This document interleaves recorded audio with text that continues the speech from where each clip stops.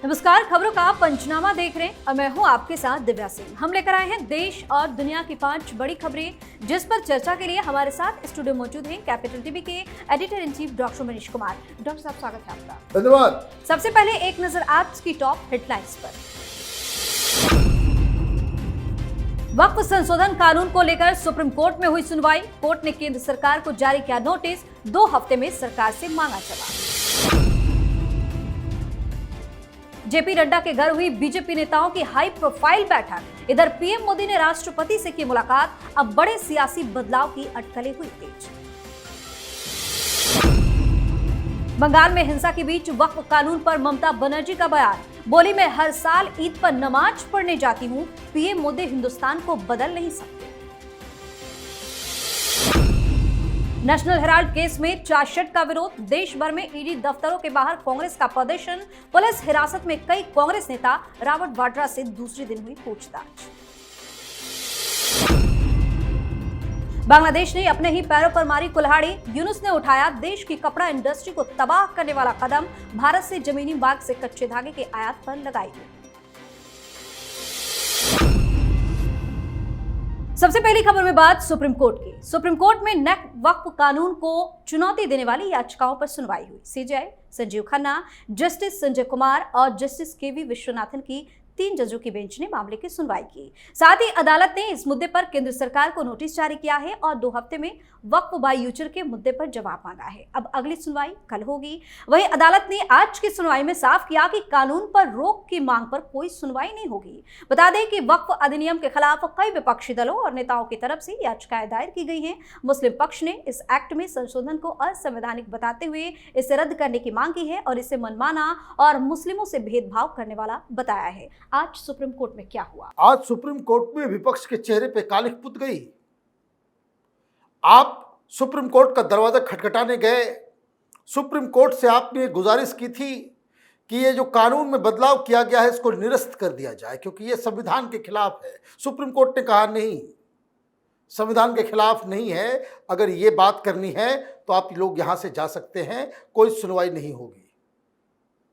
पहले ही terms and condition Supreme Court ने रख दिया कि 2 चीजें कर सकते हैं। अदर फिर आप लोगों को मैं भेज देता हूं हाई कोर्ट, 170 के आसपास पिटिशन डाला हुआ है, उसी में जाइए, उसी में आराम कीजिए। या फिर आप ये बताइए कि कानून के अंदर क्या क्या कमियां हैं जिसके ऊपर आपको ऑब्जेक्शन है, उसके ऊपर हम बातचीत कर सकते हैं।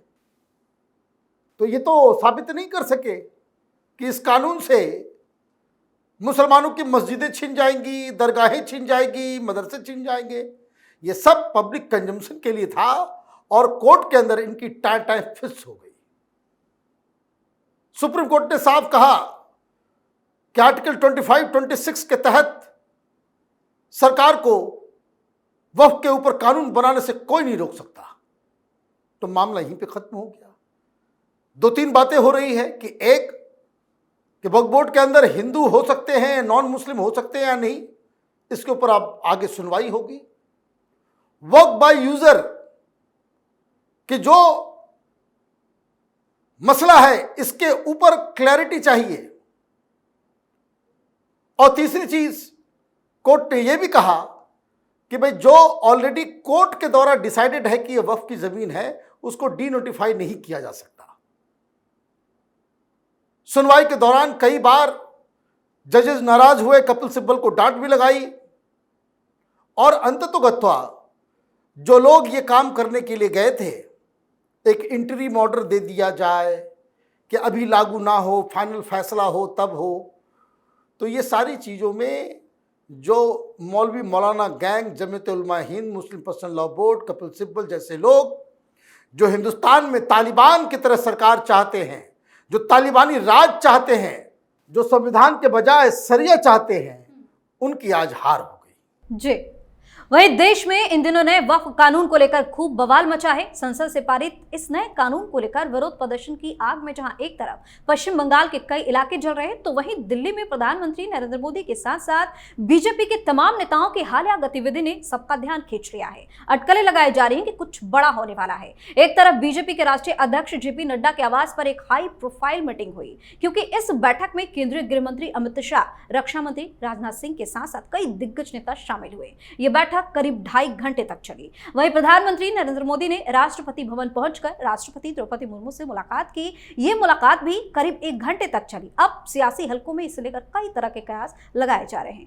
क्या लग रहा है, क्या कुछ बड़ा होने वाला है? देखिए, कल ही मैंने एक स्टोरी की थी खबरों की खबर में, और हमने बताया था कि हमारी जानकारी आई है कि कई सारे मंत्रियों की छुट्टी होने वाली है। नया अध्यक्ष बीजेपी को मिलने वाला है। कई सारे लोग मंत्रिमंडल छोड़ के संगठन में आएंगे। संगठन में काम कर रहे लोग कई सारे मंत्री बनने वाले हैं। इसको लेकर के भारतीय जनता पार्टी वो आगे कदम बढ़ा रही है। खबर यह है कि मीटिंग के दौरान यह भी तय किया गया कि वक्त तो निपट गया, अब यूनिवर्सल सिविल कोड मतलब यूसीसी सामान्य संहिता, और जिसे प्रधानमंत्री मोदी सेकुलर सिविल कोड कह रहे हैं, उसको लाने की तैयारी हो रही है। और इसलिए आज जो मीटिंग हुई है उसको लेकर पॉलिटिकल पार्टीज में, खास करके विपक्ष में, एक नई परेशानी का संचार हुआ है। कारण ये कि ये लगातार वफ्त में फंसे हुए रह गए और भारतीय जनता पार्टी पूरी तरीके से अटैकिंग मोड में आ गई है। तो आप देखिए, 1-2 दिन के अंदर में एक बड़ी खबर आ जाएगी। जी, इस खबर में बात ममता बनर्जी की। बंगाल में वक्फ बिल को लेकर हुई हिंसा के बाद ममता बनर्जी बीजेपी के निशाने पर आ गई हैं। अब ममता बनर्जी का भी बयान सामने आया है। मौलानाओं से मुलाकात के दौरान उन्होंने कहा कि पीएम मोदी हिंदुस्तान को बदल नहीं सकते, हम हिंदू मुसलमान नहीं होने देंगे। पश्चिम बंगाल के सीएम ने कहा कि बीजेपी बंगाल में ध्रुवीकरण कर रही है। ममता बनर्जी ने कहा कि हर साल मैं ईद पर नमाज पढ़ने रेड रोड पर जाती हूँ। आगे कहा कि बीजेपी ने बाहरी लोगों को बुलाकर हिंसा करवाई, वक्फ को लेकर लोगों को उकसाया गया। बंगाल को बदनाम करने की कोशिश बीजेपी की तरफ से हो रही है। बार बार जिस तरीके से वक्फ के मामले पर ममता बनर्जी मुस्लिमों के साथ खड़ी नजर आई, क्या साबित करने की कोशिश कर रही है? भाई, कलमा पढ़ ही लिया है इन्होंने। फिर तो जब ये कह रही नमाज पढ़ने में जाती हूं तो धर्म परिवर्तन करा लो, नाम बदलवा लो अपना। क्यों रखा हुआ है ममता बनर्जी नाम? कुछ और नाम एफिडेविट दे करके आप चेंज करवा लीजिए। नमाज पढ़ने जाती हूं, पहुंच गई आज इन कट्टरपंथियों के बीच जो बंगाल में हिंदुओं का जीना मुश्किल करके रखा हुआ है। कम से कम इतनी भी तो मर्यादा होनी चाहिए थी कि इमामों के बीच, इन मौलानाओं के बीच जाने से पहले कम से कम मुर्शिदाबाद के उन इलाकों में चली गई होती जहां से हिंदुओं को मार मार के भगा दिया गया, महिलाओं की इज्जत पे हाथ रखी गई, जहां हत्याएं हुई, जहां आगजनी हुई, हिंदुओं को चुन चुन के मारा गया, उसमें आपके पार्टी के भी लोग हैं। ऐसा नहीं कि बीजेपी के लोगों को चुन चुन करके मुस्लिम भीड़ सता रही थी। वो हिंदू थे इसलिए उनको मारा जा रहा था। एक शब्द भी आपके मुंह से नहीं निकला, एक शब्द भी आपके मुंह से नहीं निकला। जो लोग प्रताड़ित हैं, जो आगजनी हुई है, और आप दंगाइयों के सामने घुटने टेक करके आप उनसे विनती कर रहे हैं कि प्लीज अब हिंसा मत करो, मैं तुम्हारे साथ खड़ी हूं। हिंदुओं के साथ कोई खड़ा नहीं है। बंगाल की जनता ने इस तरह के पार्टी को, इस तरह के नेता को अपने सिर पे बिठाया है, तो झेलना तो बंगाल के हिंदुओं को ही पड़ेगा।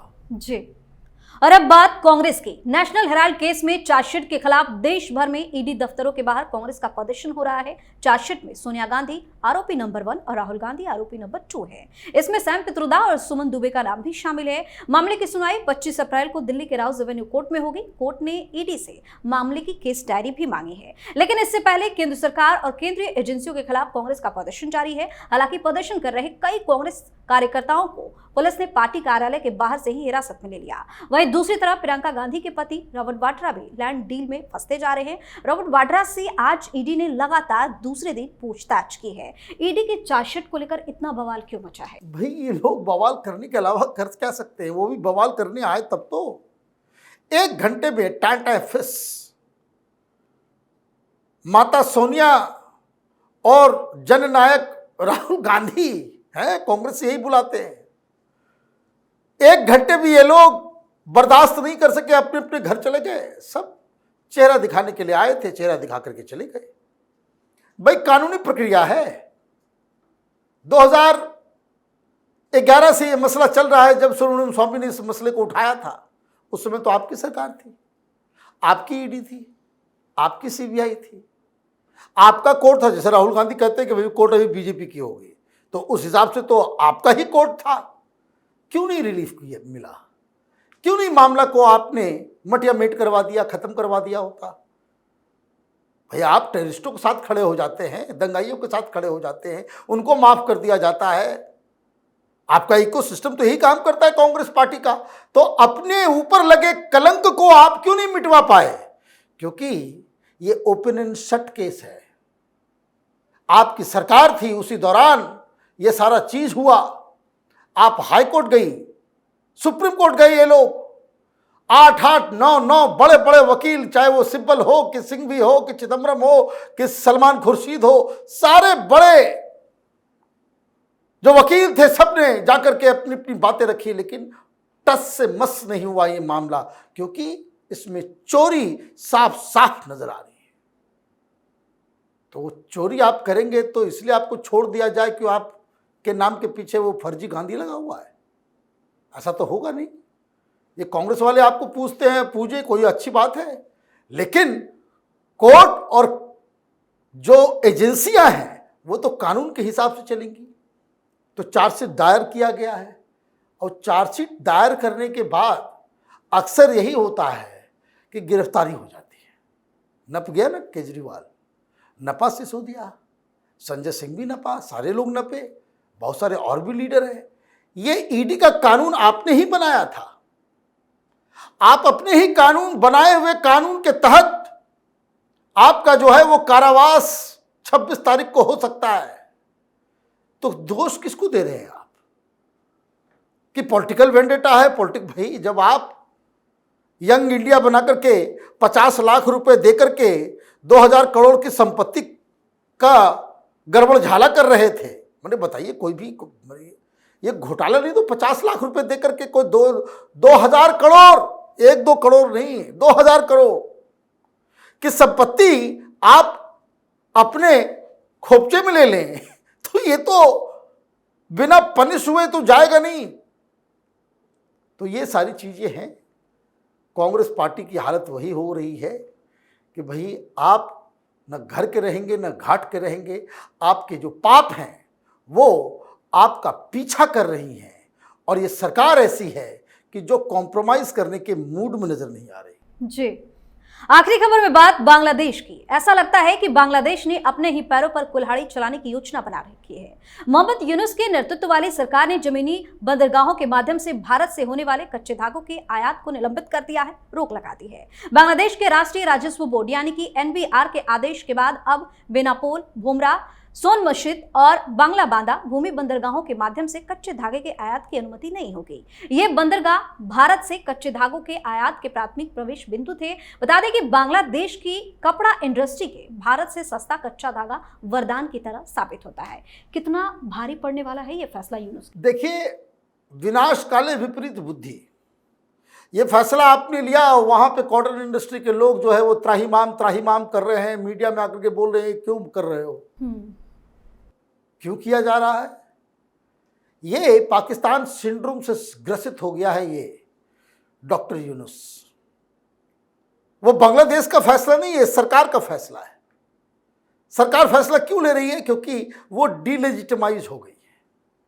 वहां आवामी लीग के लोग बाहर आ गए, प्रदर्शन शुरू हो गया है, महंगाई 7वें आसमान पे है, इंडिया ने और टाइट कर दिया। तो आप अपनी साख बचाने के लिए वहां पे एंटी इंडिया, जैसे पाकिस्तान में कुछ होता है, वहां पे सरकार गड़बड़ होती है, नहीं चलता है, तो सीधे Modi Modi Modi, India India, RSS करना चालू कर देते हैं। वही धंधा इसने अपनाया है, क्योंकि ये तो बड़े बड़े प्रॉमिसेस करके आया था कि हम डेमोक्रेसी लाएंगे, हम इकोनॉमी को ऐसा कर देंगे, हम नोबेल प्राइज विनर हैं, हम बहुत बड़े इकोनॉमिस्ट हैं, हम तुर्रम खान हैं, तो हम 30 मार खान हैं, हम पता नहीं क्या हैं क्या नहीं। और परफॉर्मेंस जीरो। तो लोग नाराज, तो लोगों को भटकाने के लिए कुछ तो करना पड़ेगा। तो इंडिया वाले ने किया तो रेसिप्रोकल एक्शन। अरे भाई, आप अपने आंख में खुद और लोहे की छड़ डालोगे तो अंधे ही हो जाओगे। ये कोई बहादुरी का काम थोड़ी है, और ये अच्छा भी है, ये बहुत ही अच्छा है। माल बांग्लादेश जाएगा नहीं तो हिंदुस्तान में ये कच्चे धागे और सस्ते हो जाएंगे। ऑलरेडी बहुत सारी कंपनियां जो बांग्लादेश में गारमेंट का काम कर रही थी वो हिंदुस्तान शिफ्ट हो गई हैं, यहाँ पे इनका काम शुरू हो गया है। बहुत सारे नए बिजनेसमैन को मैं जानता हूं जो लोग ये जो सिलाई और इसका काम जो है अमेरिका से, यूरोप के अलग अलग बड़े बड़े ब्रांड्स के साथ ये बातचीत कर रहे हैं। तो जो धंधा, जो 80% एक्सपोर्ट जिस चीज का बांग्लादेश किया करता था, ये फिनिश्ड टेक्सटाइल प्रोडक्ट्स, वो अब हिंदुस्तान में होगा। तो हमारा फायदा। और आप एक कटोरा लेकर के घूम घूम करके जो है पाकिस्तान की तरह ये घूमता रह जाएगा। लेकिन जो बांग्लादेश से खबर आ रही है कि वहाँ आर्मी में भी टूट हो चुकी है, वहाँ पे लोग भी अब परेशान हो गए हैं। ऐसा लग रहा है कि शेख हसीना की वापसी का समय मुकर्रर हो गया है। बहुत बहुत धन्यवाद सर तमाम जानकारी के लिए। धन्यवाद। खबरों का पंचनामा में आज के लिए इतना ही। देश और विदेश की बाकी खबरों और उनके सटीक एनालिसिस के लिए देखते रहिए कैपिटल टीवी। हमें लाइक कीजिए, शेयर कीजिए और हाँ, कैपिटल टीवी को सब्सक्राइब करना बिल्कुल ना भूलें। धन्यवाद।